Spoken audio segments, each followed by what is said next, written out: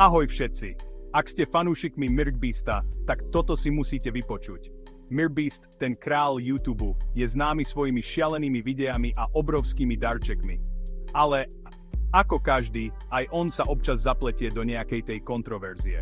Takže aký bol ten jeho prvý škandál? V roku 2018 ho obvinili, že jeho darčeky sú falošné.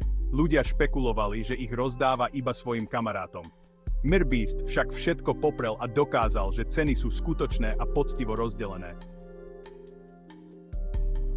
Ďalšia kontroverzia prišla v roku 2020. Niektorí ho obviňovali, že sa k svojim zamestnancom správa zle. MrBeast na to hneď zareagoval a zlepšil ich pracovné podmienky. A nedávno ho kritici obvinili, že robí charitu len kvôli sláve, ale MrBeast naďalej pomáha ľuďom a jeho fanúšikovia ho za to zbožňujú. Chcete vedieť viac o MrBeastovi a jeho neuveriteľných dobrodružstvách?